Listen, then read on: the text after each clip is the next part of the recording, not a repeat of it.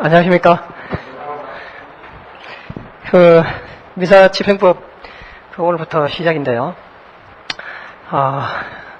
내년 시험을 대비해가지고 지금 미리 선행학습을 하신다고 하시는데, 아마도 지금보다는 나중에, 그죠? 나중에 가을 좀 지나가지고 겨울 이때 이제 시작하시는 분들도 있을 겁니다.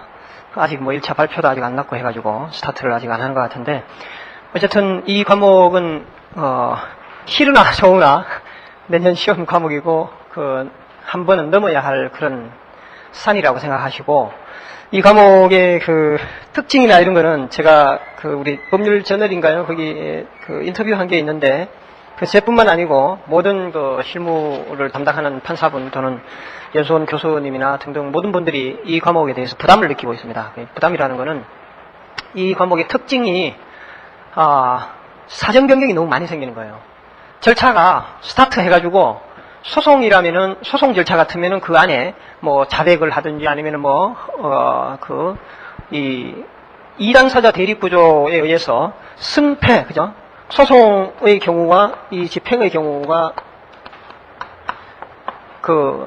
확연히 차이 나는 것이, 소송은 우리가 이당사자 대립 구조에 의해 가지고 원고 피고 많이 해봐야 참가인 또는 보조 참가인 이런 정도로 해서 아니면 또죠. 이기는 거 아니면 지는 거.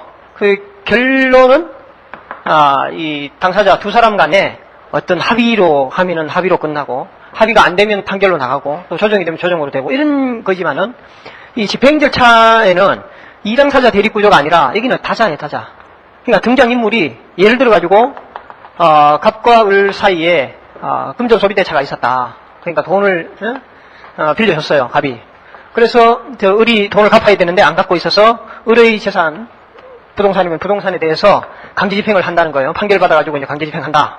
그러면은 여기에 을 재산에 대해서 일반 채권자인 다른 제3의 병이 있을 수 있고, 근저당권자도 있을 수 있고, 세입자도 있을 수 있고, 그냥 일반적인 서울의 어느 한 아파트만 보더라도 이해관계인이, 소송 절차에서는 갑과 을 두 사람만의 소송이 진행되지만은 집행 절차에서는 한꺼번에 우리 요즘 말로 얘기하면 와글와글 이 등장인물이 벌써 미니마이저 3명 이상입니다. 아무리 없다 해도.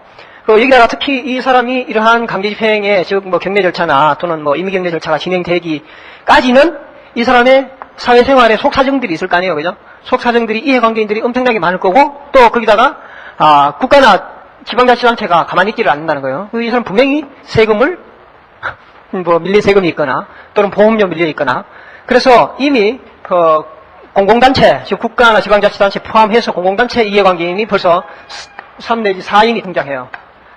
이러한 이해관계인들이 많고, 이 이해관계인들이 어떤 태도를 취하느냐에 따라 가지고 이 절차가 정지됐다가 또 진행됐다가 또 정지됐다가 또 진행됐다가, 이런 관계에 있는 그런 특성상 이거를 어느 한 학설로 또는 어느 한 이론적인 체계로 전체 이 민사집행법을 일이 관리하기가 어려운 거예요.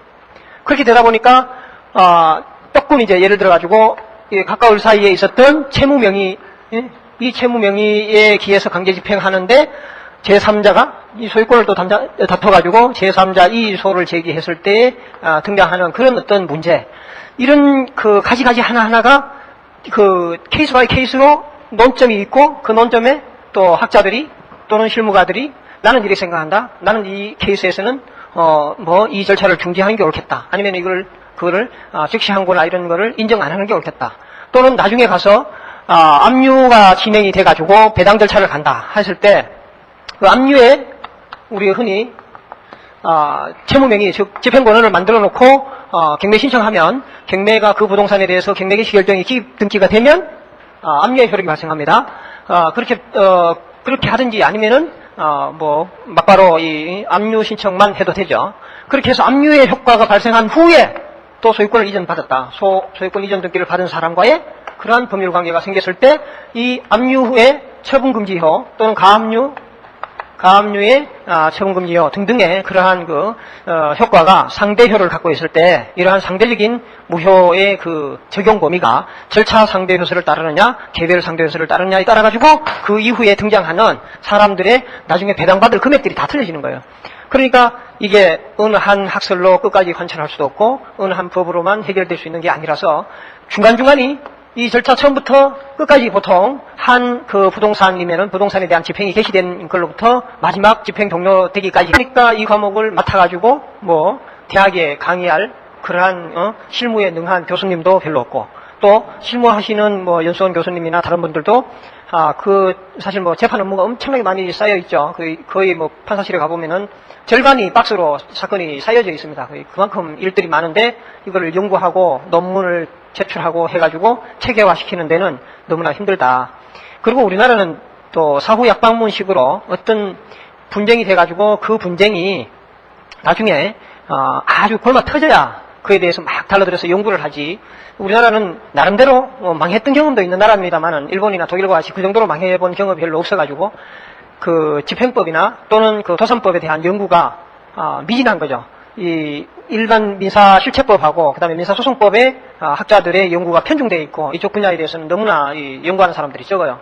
그 연수원 사법연수원에서도 한 학점 내지는 뭐 두 학점 정도밖에 이 강의를 안 하고 있어서 이 분야가 너무나 이게 이제 뒤떨어져 있다 보니까 도저히 이 변호사나 법무사의 그 본직이나 또는 이 업무에 종사하고 있는 분들이 이 집행 분야에 대해서 너무나 잘 몰라가지고 그 선의의 피해자를 더 발생케 하는 그런 사실들도 많습니다. 사실 안 해야 할 이 일을 해가지고 문제가 되거나 또 적정한 그 기간 내에 어떠한 이의나 또는 소송이나 또는 뭐 배당 요구나 이런 것들을 해야 되는데도 불구하고 안 해가지고 나중에 결국은 다시 또 소송을 제기해야 되는 그런 문제들 등등이 많아가지고 가급적이면은 이제 집행법도 단행법도 됐고 해서 이 과목이 법무사 시험 과목이라도 넣어가지고 학문의 발전 내지는 또는 이 국민의 일반적인 그 권리 보호에 좀 이익을 하자라는 그런 측면에서 이 과목이 개설될 거고 법무사의 그 업무 중에 형사 업무보다는 민사 업무가 절대 다수를 차지하는데 사실상 이 분야에 대해서 예전에는 있잖아요. 민사소송법 안에 민사집행법이 들어가 있을 때요. 강제집행법이 들어가 있을 때 그 시절에 우리 법무사 1회, 2회, 3회까지인가요? 그때까지는 민사소송법도 객관식으로 나왔었습니다. 그때 1차가 12과목이고 제가 그때 시험 봤었는데 그때 그 민사소송법 중에 후반부가 집행법이니까 거기에 뭐 한 7, 8문제를 민사집행법에 관련한 그러니까 강제집행에 관련한 문제들이 출제가 되곤 했었습니다. 그러다가 전혀 이제 완전히 없어졌다가 요번에 이제 새로 살아났는데 이 부분은 어떤 그 형태로든 공부를 해야 되고 또 법무사나 변호사를 하면서 한 번은 공부를 해두고 몸에 체득이 돼 있어야 그게 바로 이게 즉각 항대를 하든지 아니면 권리보호에 의뢰인들에게 이제 서비스를 질 높은 서비스를 제공할 수 있는 그런 과목입니다. 그래서 이 과목이 시험 과목으로 되면서부터 또 향후 한 2, 3년 지나가지고 이 과목을 열심히 공부한 그런 법무사가 사회에 나오게 됨으로써 진출하게 됨으로써 변호사보다 법무사가 훨씬 더 실력이 높은 그러니까 이 분야에서는 그러니까 민법 공부를 하죠. 민사소송법 공부를 하죠. 그 다음에 집행법 공부를 하죠. 객관식만큼 또 OX가 분명한 과목이 없잖아요. 그죠? 객관식으로 예를 들어가지고 공부를 할 때 거의 뭐 즉시 항고 되는 것, 안 되는 것, 이런 거 거의 표식으로 다 외울 거 아닙니까? 그죠? 객관식 문제가 돼서 나오면 그게 바로바로 답이 의뢰인들이나 실문자들에게 바로바로 답이 나가니까 방향을 제시해주는 데 있어가지고 탁월하게, 즉 상대적인 우위에 점할 수 있는 그런 과목이고 이 과목을 계기로 해서 다시 한번 법무사의 그 사회적 위상이 강화될 수 있는 그런 호기로 그렇게 이해를 하시고 비록 이 법무사 과목이나 또는 법무사 공부에 참고로 이 강의를 듣고 사법시험을 하실 분들이나 또는 연수원 분들이 있다 하더라도 이 과목에서는 그 어느 누구보다도 자기가 열심히 공부해서 실력이 있다라고 하는 자신감을 가질 수 있도록 열심히 하시기 바랍니다. 그리고 이렇게 해서 시험 과목으로 등장하게 됨으로써 결국은 이게 몇 년 누적이 되잖아요. 그 실력이 누적이 되면 우리 혹시 민법이나 형법이나 헌법이나 이런 거 혹시 밖에 나가 있는 그 변호사나 또는 판사분들보다도 또는 대학 교수보다도 실력이 어느 분야에 있어서는 실력이 더 뛰어난 고시생이 있잖아요. 그와 마찬가지로 민사집행법도 몇 년 이렇게 지남으로써 실제 실무를 하고 있는 사람보다도 수험생들이 연구가 더 많이 되어 있는 그러니까 어떻게 보면은 발전을 추동해낼 수 있는 그런 역할들을 할 수 있는 그런 계기가 될 겁니다. 그래서 이 과목을 저는 제가 법무사 되고부터 이 소송이나 집행 쪽에 관심이 좀 많아가지고 공부를 하고 있습니다만은 저도 아직 초학 수준에 있고 해서 중간중간에 혹시 실수를 할 수도 있습니다. 뭐 질문이나 또는 제 말에 앞뒤 모순이 된다거나 이럴 때 언제든지 그것으로 지적을 해가지고 고쳐나가고, 또 여러분들이 제게 어떤 질문을 해주시면 그걸 제가 그냥 거기서 우겨가지고 넘어가는 게 아니고, 저는 나름대로 또 제가 배우는 또 선생님도 있고 하니까 그 질문을 할 거 아닙니까, 그죠? 그렇게 해서 같이 어떤 답을 찾아서 공동으로 연구할 수 있는 그런 장이 됐으면 좋겠다, 이렇게 말씀드리겠습니다. 그리고 바로 수업에 들어가도록 하겠습니다. 그리고 저기 진도표 한번 받으셨나요? 진도표는 여기서 이제 폐지까지 다 정해서 그렇게 했는데, 8월 15일 날은 여기 광고로는, 그러니까 학원 측의 광고로는 8월 15일 날 강의가 쉬는 없습니까? 진도표? 그래요? 받으신 분 없어요? 그러면 이따가 쉬는 시간에 다시 나눠드리기로 하고, 진도표 관련해가지고 혹시 중간에, 그러니까 뭐 휴강을 해야 될 상황이 생긴다든지 하면은 그거에 대해서 미리 제가 일주일이나 전에 체크를 해서 드릴 테니까 그거를 메모를 해 두셨다가 차질이 없도록 그렇게 하십시다. 자, 이제 잠깐만요.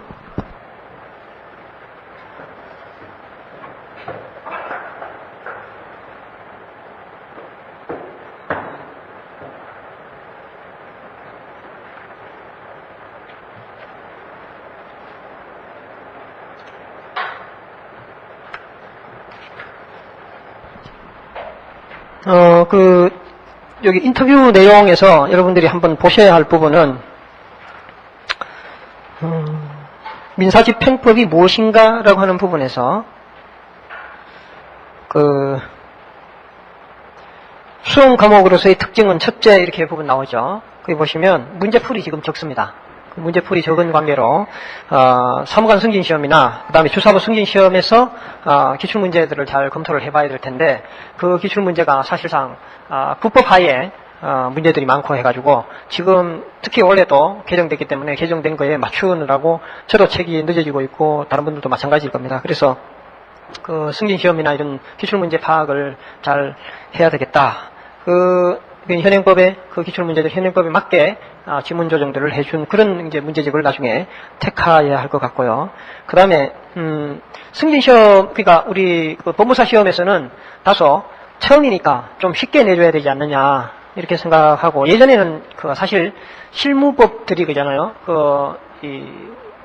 부동산 등기법, 비속사건 절차법 등등의 실무사법이라고 얘기하는 그 과목들은 전에는 그러니까 한 2회, 3회 이 정도에서는 조문만 읽고 가면 거의 한 70점 정도 나왔어요. 그러던 것이 요즘에는 거의 엄청나게 어렵게 나오죠.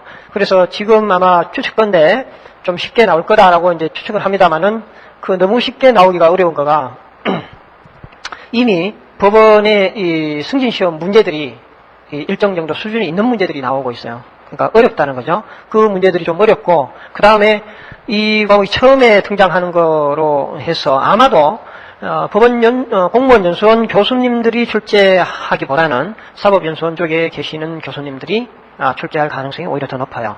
그렇게 되면은 사법연수원에서 연습 문제로 다뤄지는 그런 문제들, 또는 그 수준에 맞게 생각을 하자면은 난이도가 조금 더 올라간다고 그렇게 봐야 될 거거든요. 그래서 첫 해라고 해서 물론 우리 책의 제자이신 이시훈 감사원장님께서는 저보고 이제 하실 말씀이 그 문제를 좀 쉽게 내라. 문제를 좀 쉽게, 문제집도 쉽게 쓰고 해설을 좀 풍부하게 하고, 민법, 그 다음에 민소법도 잘 모르는데 집행법을 그렇게 어렵게 하면 어떻게 하냐, 이렇게 해서 그런 말씀을 하시고는 합니다만은, 제가 봤을 때 이미, 그러니까 기존에 나와 있는 최소한의 그 내용들은 어느 정도 일정 수준에 달해버렸기 때문에, 무작정 쉽게 내기는 어려울 것 같습니다. 그래서 이 방법은, 절차법의 특징은 그냥 이론서를 계속 여러 번 읽는다고 해가지고, 물론 정독 한 2, 3회독은 해야 되겠습니다만은 그 교과서를 회독 숫자보다 문제풀이의 회독 숫자가 더 많아야 몸에 체득이 되고, 그게 계속 누적을 시켜서 이 몸에 와닿게 해놓지 않으면은 한 달만 지나면 다 잊어먹는 게 절차법의 특징입니다. 소송법하고도, 민사소송법하고 또 틀리는 게, 소송법의 관점은 이런 관점입니다. 대법관의 입장에서 하급심에서 잘못된 판결 또는 간과한 판결, 이런 것들을 나중에 구제하거나 하자 치유하거나 그거를 이 위법하다고 판단할 건지 아니면은 위법 수준을 넘어서서 무효라고 판단할 건지에 관한 논쟁입니다. 거의 대부분의 그 민소법의 쟁점들을 다 보면. 그런데 이거는 집행법은 그러한 위법에 대해서 구제하자라는 그런 측면보다는 요 절차가 앞에 선행 절차가 있고 그 다음 절차는 어떻게 되고 그 다음 절차와 앞선 선행 절차 사이에 혹시 어떠한 사정 변경이 생기면 그 절차는 또 어떻게 흘러가 버리는가 이런 그러니까 사실적인 그러니까 그 규정에 의해서 OX로 가는 그런 이 절차 자체의 요건이나 효과 요것에 대해서 포인트가 있는 거지 이것을 나중에 어떻게 1심에서 판단 잘못했는 거를 고등법원 내지 또는 상급법원에서 대법원에서 시유를 해줄까 이런 측면이 아니라는 거예요.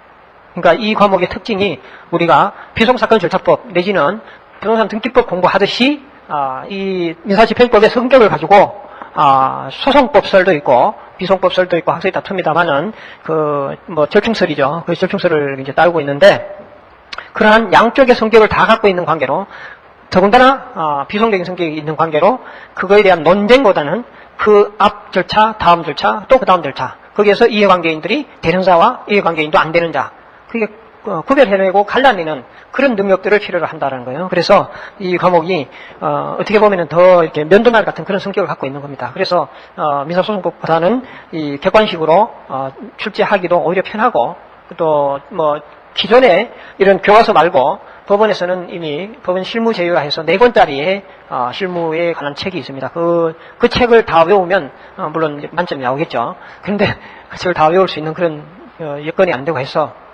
가급적이면 이 기본서를 한번 보고 연습 문제들을 많이 풀어보고 그렇게 하시면 되겠습니다. 지금 현재 한 세 가지 내지는 4종류 정도의 객관식 문제들이 나와 있는데 한두 개 정도는 너무 일찍 나와가지고 현행법하고 조금 안 맞는 거가 있고 최근에 나온 거는 이제 조금 난이도가 좀 높은 그런 성격을 갖고 있는데 아마 지금보다는 한 가을, 겨울 이렇게 넘어가면서는 객관식 문제집이 몇 권 더 나올 겁니다, 아마. 그렇게 나올 건데, 잘 비교해가지고, 전체를 다 커버하기는 힘들겠습니다만은, 최소한 이 정도는, 알고 시험장에 가면, 그게 바로 이제, 명문 규정과, 판례와 예규, 이런 것들이, 정비가 되어 있는 그런 문제들을, 연습을 하고 가면, 크게 두려움 없이 대할 수 있을 겁니다. 그렇게 하시고,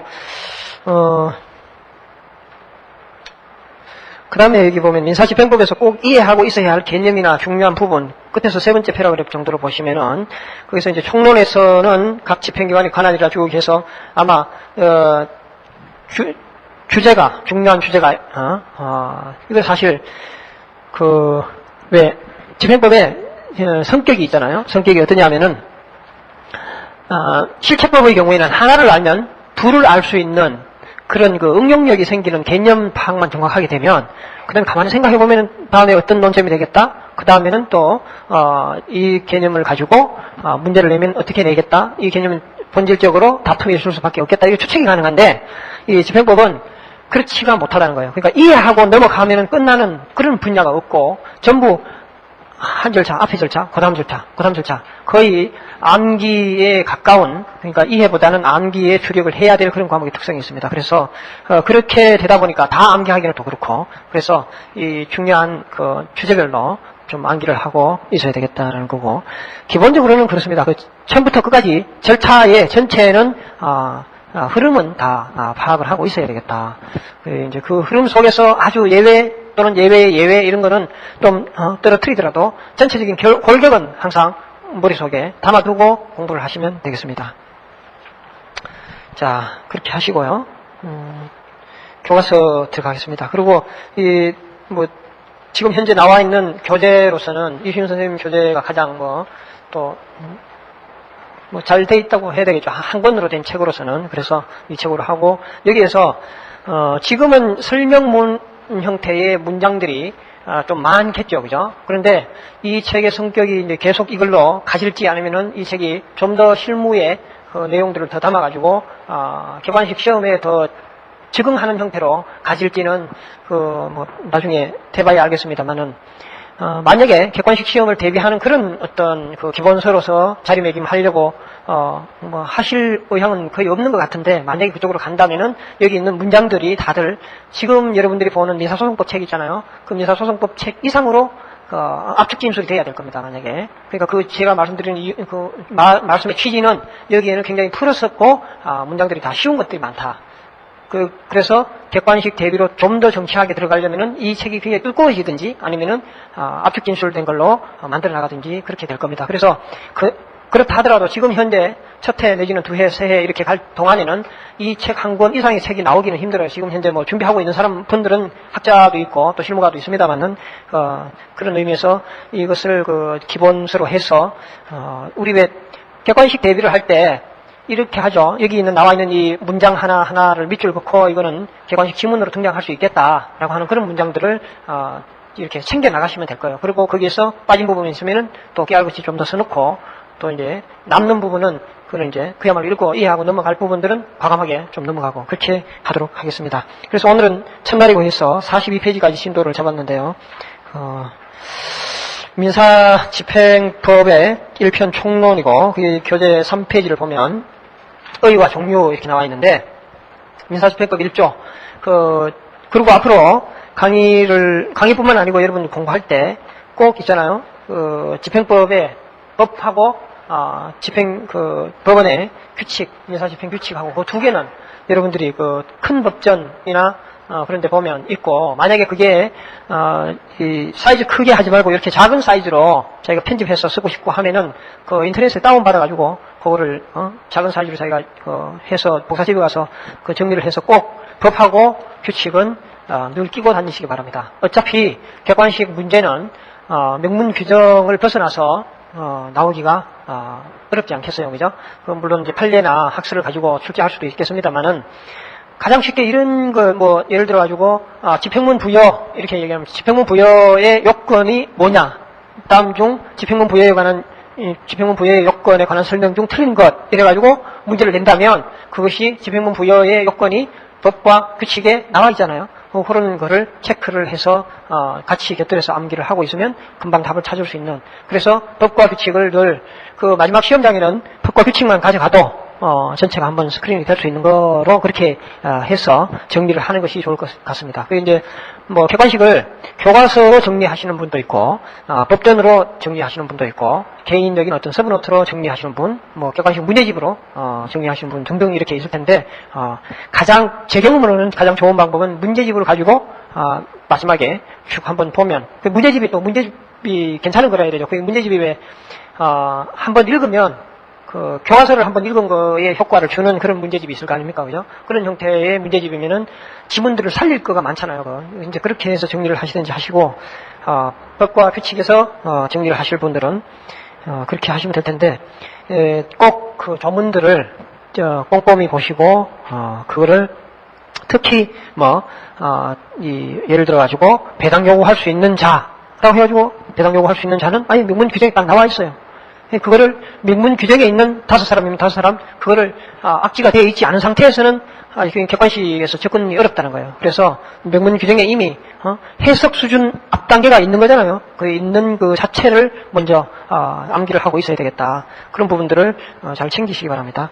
자, 그러면 1조는 이 법은 강제집행, 단법권 실행을 위한 경매, 민상법 그 밖의 법률 규정에 의한 경매 및 보전 처분 절차를 규정할 목적을 한다. 딱 보니까 이 네 덩거리네 이렇게 생각할 수 있겠죠. 강제집행 한 덩거리, 그 다음에 단법권 실행 경매 하나, 그 다음에 민사법 그 밖의 법률 규정에 의한 경매, 그 다음에 보전 처분, 이렇게 네 덩거리가 있겠다. 그래서 네 파트를 가지고 이제 하나하나 설명을 해 나갈 것입니다. 뒤에 종류 파트에 보면은 네 가지로 나눠서 설명을 하고 있습니다. 그런데 이제 이 협의에 그러니까 따라서 민사집행은 협의에 있어서는 강제집행, 단법권, 그 다음에 흔히 단법권 실행 경매를 종래의 용어를 써서 임의경매라고 말을 합니다. 그래서 강제집행과 임의경매와 그 다음에 민사법 그 밖의 규정에 의한 경매 이 세 가지를 절차를 말하고, 넓은 의미에서는 이 세 가지에서 이 보전처분 절차까지 포함해서 네 가지로 정리를 합니다. 자, 지금 입법주의라고 봤을 때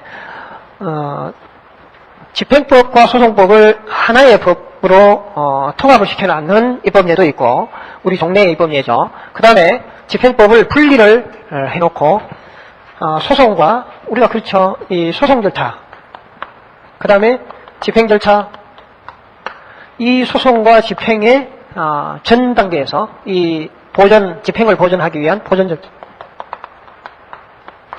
이 세 덩어리로 생각하면 됩니다. 그죠? 이 전체가 다 하나의 법으로 되어 있는 경우가 있고, 이렇게 지금 현재 우리는 이렇게 있죠. 요거는 한 덩어리, 이거 한 덩어리 이렇게 해서 규정을 하고 있는데, 이 집행에는 우리가 방금 말했듯이 강제 집행, 임의경매, 기타, 즉 형식, 이 세 가지가 있다. 그래서 결국은 이거 하나 둘 셋 하고 보존하고 해서 우리는 민사집행법이 형성이 되어 있습니다. 우리가 이 보존처분에 나중에 또 진도 나갈 때 보존처분의 법적 성경을 소송으로 보는 사람, 비송으로 보는 사람 이렇게 나눠져 있습니다만은 지금 실무에서요, 아마도 여러분들에게 객관식으로 등장하는 문제들은 본집행 절차도 굉장히 중요하다고 얘기할 수 있습니다만은 조금 더 심도 있는 문제가 나온다면은 이 보존처분 쪽의 문제가 난이도가 더 있는 문제 낼 수가 있겠다. 그 무슨 말씀이냐면은 지금 법원에서 이 집행 절차에 관한 업무의 이 관할이 어떻게 되나요? 우리 관할, 집행의 관할 얘기하면 제일 원칙적인 관할이 집행관이겠죠. 집행관. 그 다음에 집행 법원. 그 다음에 수소법원도 집행의 그 업무를 하는 그런 경우가 있습니다. 그래서 이 세 가지의 관할로 나눠 봤을 때 이 집행법원에서 하는, 특히나 부동산 집행 같은 경우에는 이것이 단독판사의 관할에서 지금 어디로 바뀌었습니까? 7월 28일부터 개정 시행된 7월 1일부터군요. 사법보좌관에게 다 넘어가 있습니다. 이 업무가. 자, 넘어가 있고, 그러다 보니까 집행에는 관여하는 판사분들이 점점 줄죠. 그렇겠죠.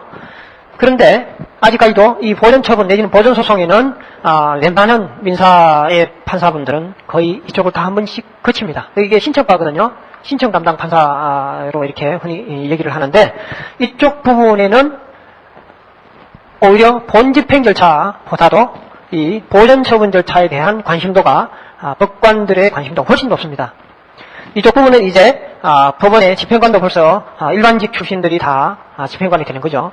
그 다음에 집행법원의 관할도 나중에 사법보좌관으로 다 넘어갔고, 그 다음에 수소법원에서 한다는 것은 우리가 관념적인 또는 판결 절차에 들어갈 수 있는 그런 몇 가지 직무가 한정되어 있습니다. 아주. 그래서 결국은 본집행 절차에서 이 법관이 관여하는 범위는 굉장히 축소되고 거의 없는 반면에 이건 여전히 살아 있습니다. 그리고 이 소송법은 사실 대학의 교수님들이나 또는 연구하시는 분들이 많아가지고 관심은 1차 관심은 여기 있겠죠, 그죠? 있지만은 그래도 새로운 영역 또는 과연 진짜 이 보존처분이 본집행하는 것 이상으로 효과를 발휘하는 경우가 많습니다. 실무에 임하다 보면은 그런 그 보존처분의 중요성이 굉장히 크거든요. 예를 들어가지고 조합장 직무집행정지가처분 내지는 회사 대표이사 직무집행정지가처분 또는 단행가처분 또는 처분금지가처분, 이런 가처분들은 거의 웬만하면은 본집행의 효과와 마찬가지의 사실적으로 대표이사가 직무집행이 정지되고 직무대행자가 등장돼버리면 사실상 그 회사의 실권은 직무대행자가 다 쥐고 있는 거죠. 우리 또 보면 재건축조합이나 이런 데로 보면 조합장의 직무집행정지 가처분 딱 들어와가지고 그게 정지가 돼버렸다. 그러면은 그 조합의 사업권, 예를 들어 1,000억, 2,000억 되는 사업장이 많잖아요. 그 사업장의 사업의 모든 그 이해관계에 대한 결정권은 이쪽으로 바뀌어버립니다. 물론 업무가 다음 총회를 열어서 새로운 집행국 구성할 때까지 이 직무대행자가 업무를 수행하게 되겠습니다만은 종전에 조합장의 밑에 줄 섰던 그 이해관계인들은 다 아웃되는 겁니다. 자, 집이 1,000세대 부수고 2,000세대 짓는다고 생각해 보세요. 거기에 등장하는 그 이해관계인들, 즉 사업체의 그 협력업체가 수십 종이 됩니다. 그게 다 아웃된다니까요. 그게 본집행 절차보다도 보존처분에 의한 그러한 효과가 실질적으로 전체를 다 좌지우지해버립니다. 우리 쉽게 예를 하나 든다면은 서해안에 무슨 관책사업 같은 거 있었죠. 그게 법원에 결정 하나로 그냥 수조 원대의 사업 자체가 수독돼 버리잖아요. 그런 그것이 이런 보존 처분에 있기 때문에 법관들의 관심이 굉장히 높습니다. 이게. 그래서 집행법을 아마 연수원에서도 집행법을 1시간 가르치면 이거는 2시간 가르칠 겁니다. 아마. 그리고 과목 자체도 보존 처분이라고 안 하고 사법연수원 교재를 보면 보존 소송이라고 해요. 그만큼 관심이 높고 여기에 대해서 논문이나 이런 연구들이 많이 실무가 들어서 되고 있기 때문에 응용 문제가 나온다. 오히려 이쪽에 더 어려운 문제들이 나올 수가 있겠다. 자, 그 문제는 둘째치고요. 일반 이제 절차들을 다 보면 우리가 보존 처분 내지는 보존 소송 얘기하면 머리에 떠오르는 게 뭐가 있습니까? 가압류, 가처분. 가압류는 금전 채권자가 일반 의미로 설명을 하자면 금전 채권자가 금전 채무자의 일반 재산에 대해서 자기가 나중에 집행 보존을 하기 위해서 우선에 처분을 못하도록 묶어두는 거죠. 그게 가압류입니다. 압이라는 것이 묶는다는 그런 의미죠. 그래서 이것은 돈 받을 채권자가 하는 거를 가압류라고 한다면 가처분은 두 종류가 있다는 거죠. 이게 계쟁물에 대한 가처분, 즉 우리가 다툼에 지금 신법에서는 용어를 순화해서 다툼의 대상이 되는 목적물에 대한 가처분 이런 형태로 용어를 씁니다만은 계쟁물에 대한 가처분, 우리 흔히 얘기하는 부동산 소유권 이전 등기 청구권을 보존하기 위해서 처분금지 가처분 이렇게 하는 그런, 또는 뭐 점유 이전 금지 가처분 이런 종류가 바로 계쟁물에 대한 가처분이고, 아까 예를 들었던 임시 지위를 정하는 가처분, 즉 조합장 직무집행정지 가처분이라든지 또는 대표이사 직무집행정지 가처분 내지는 이런 것도 있습니다. 소극적으로 정지를 시키는 것도 있습니다만은 그 지위를 승격시키는, 예를 들어서 이 근로자의, 즉 어떤 A라는 회사에 취업을 하고 있었는데 무단으로 해고를 했습니다. 그럴 때 이 근로자는 자기가 A라는 회사의 근로자 또는 고용인 피용자라는 사실을 미리 가처분으로 그 지위를 확인해주는 가처분 이런 것도 있다는 거예요. 그래서 적극적으로 승격시키는 가처분도 있고 이 소극적으로 억누르는 그런 가처분도 있습니다. 통상 우리 가장 쉽게 생각하는 분야가 직무집행정지 가처분입니다만은 이 가처분은 그 가처분의 성격상 한계가 거의 없습니다. 우리 얘기하면 부부 싸움하면 뭡니까? 접근금지 가처분 하죠. 그 접근금지 가처분 받아줍니다. 폭행을 밥 먹듯이 하는 남편과 같이 사는 부인이 일단 이혼을 제기하기 전에 또는 이혼을 제기하면서 아직 이혼이 그 판결에 판단이 나기 전에는 접근금지 가처분들을 할 수가 있죠. 그런 거는 가끔 실무상 등장하는 예고요. 그런 이제 임시지위를 정하는 가처분들이 있는데 이 가압류 가처분은 실질적으로 거의 소송의 승패를 좌우하다시피 할 정도로 중요합니다. 그게 왜 중요하냐? 자, 제가 앞에도 써놨습니다만은, 자, 우리 일반 시민이 우리 법무사나 또는 변호사나 법원에 가서 요구하는 게 뭐겠습니까? 예를 들어서 갑, 을 사이에 매매가 있다. 두 번째 케이스는 갑과 을 사이에 금전 소비 대처가 있다. 이 사람의 그 갑이 매수인이라고 봅시다. 갑이 매수인이면은 이 사람이 매매에 기한 소유권 이전 등기 청구권을 이제 소위 등 이전 등기 청구를 하는 그런 소송을 제기하겠죠. 그래 갑이 궁극적으로 바라는 것은 어떤 특정 물에 대한 소유권의 확보. 그게 있죠. 이 사람 머릿속에 가장 가슴 속에 자기의 목적은 거기에 있는 거고. 그러면 이 사람이 또 을에게 돈을 1억을 꿔줬다라고 하면은 이 사람이 변호사나 법무사에게 와서 의뢰하고 법원에 소장되고 하는 거는 뭡니까? 을은 갑에게 금 1억 원을 지급하라라고 하는 그러한 판결문을 필요로 하겠습니까? 이 사람은 현찰 1억을 요구하겠습니까? 이 사람의 목적은 뭐예요? 이 사람의 목적은 현찰 1억이죠. 그게 뭡니까? 집행이라는 거예요. 집행. 판결을 수백 장 받아놔봐야 집행이 안 되면, 즉 이 사람에게 소송 비용만 변호사 비용이나 뭐 법무사 비용으로 수백만 원 날리고 판결문은 아주 명문의 판결문을 받아놨어요. 그런데 을은 재산이 제로예요. 하면 소용없다는 거예요. 그러면 그러한 을의 재산이 소재기하기 전에는 있었는데 소송 진행 중에 없어져 버렸다면 그 집행을 못할 거 아니에요. 그죠? 그거를 막기 위해서 하는 것이 바로 가압류. 그죠? 이런 매매에 기한 소유권 이전 등기 청구권을 보존하기 위해서 갑이 또 하는 거는 뭡니까? 처분금지 가처분. 이 사람이 우리 소송 진행 중에 이 집을 제3자인 병에게 매각해버리면 우리는 뭐가 됩니까? 소송 수기 절차 내지는 당사자 변경을 가하지 않으면, 소송 진행 중에 하지 않으면 안 되죠. 그죠? 소송 승계를 시켜야 그 판결의 기판력이 병에게 미치지, 만약에 소송 승계시키지 않으면 안 되잖아요. 자, 그래서 가처분을 해두면 당사자가 항정이 되고, 우리 왜 당사자 항정 효과가 있다고 그러죠? 당사자 항정되고, 그래서 이 갑이 을에게 승소를 했어요. 그러면은 판결문은 이렇게 나올 겁니다. 피고는 원고에게, 즉 피고을은 원고에게 2005년 4월 15일 매매를 원인으로 한 별지 목록 기재 부동산에 관하여 이전 등기 절차를 이행하라. 이런 판결 주문이 나갈 겁니다. 그죠? 판결 주문이 나가면서 그 판결문 가지고 이제 을을 상대로 해서 판결 승소 확정이 돼야 됩니다. 확정이 된 걸 가지고 등기소에 가서 단독 신청이죠. 판결에 의한 등기 신청. 단독 신청으로 하면 소유권이 갑에게 옵니다. 그죠? 그런데 그 중간에 병에게 매각해버렸다. 그러면은 그 판결문을 가지고 병에게 집행을 할 수 있느냐, 즉 그 등기를 할 수 있느냐 해서 가처분이 되어 있다면 단독 신청으로 할 수 있습니다만은 만약에 가처분으로 되어 있지 않다면 안 된다는 거예요. 왜냐하면 소유자와, 그죠? 소유자와 등기 의무자와 판결문상의 피고는 다르기 때문에 집행불능 판결이 되어버리는 거죠. 그러한 집행불능을 막기 위해서 사전에 하는 절차가 바로 보존처분 절차면서 그것이 가처분 절차다.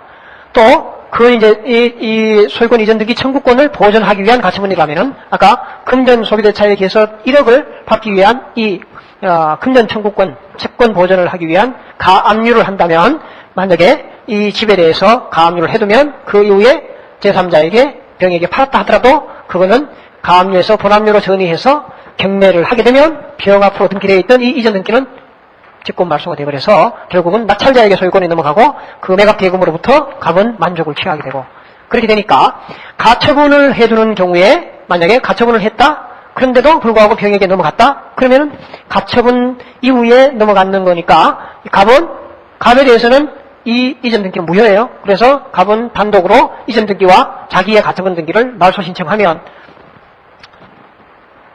자기는 이전 등기하고 가처분 등기 말소하면 이 병으로부터 병의 등기가 말소되는 게 아니라 갑으로 등기가 되어버리기 때문에 병보다 다음에 소유권을 확보하는 거죠. 결국은 최종의 소유 명의자는 갑이 되는 그런 경우고, 이 가압류의 경우에는 이 가압류 이후에 병에게 매각이 되었다 하더라도 아까 본압류를 거쳐서 경매를 하면 낙찰자에게 소유권이 넘어가고 그 매각 대금을 가지고 갑은 변제를 받는, 그래서 결국 이 보존 처분 이것이 소송 진행하기 전에 또는 소송 진행 중에 빨리 해야 할 그런 절차다. 그만큼 이 실익이 있는 절차이기 때문에 이 논리적 또는 그 시간적 순서로 보면 이거 먼저 하고, 그죠? 이거 공부하고 그 다음에 소송 공부하고 마지막에 집행 공부를 하면 되는데, 이 성격 이것과 이것은 보존 처분이라서 결국 보존 처분이라는 얘기는 결국 이거는 뭡니까? 뭐를 목적으로 하고 있습니까?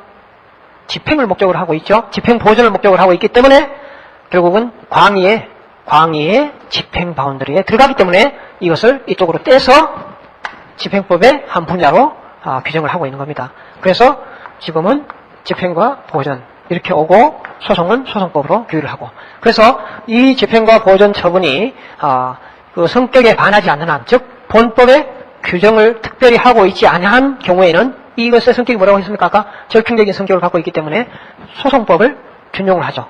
웬만한 건 거의 다. 그러니까 집행법에 규정이 없는 사항은 소송법에서 준용을 해온다. 그렇게 보면 소송법과 집행법의 또는 보존처분의 그 위치, 왜 이것이 집행법에 규정이 되고 이것을 집행의 일종류로 받아들여지고 있는가에 대해서 목적 자체가 본 집행에 있는 것을 보존하기 위한 그런 절차이기 때문에 집행법에 규정이 되어 있고, 일본의 경우에는 보존 처분에 관한 법이 별도로 단행법으로 분리되어 나가 있습니다. 우리나라도 이것이 만약에 발전 거듭을 하면 분리될 가능성은 있습니다만 아직까지는 그렇지 않고 있고요. 그래서 이 네 덩어리에 대해서 본법은 규율하고 있다. 자, 그 구체적인 내용은 조금 한 5분 정도 쉬었다가 들어가고 서설 인사 겸 그 과목 소개를 했다고 보고요. 한 10분 정도 쉬겠습니다.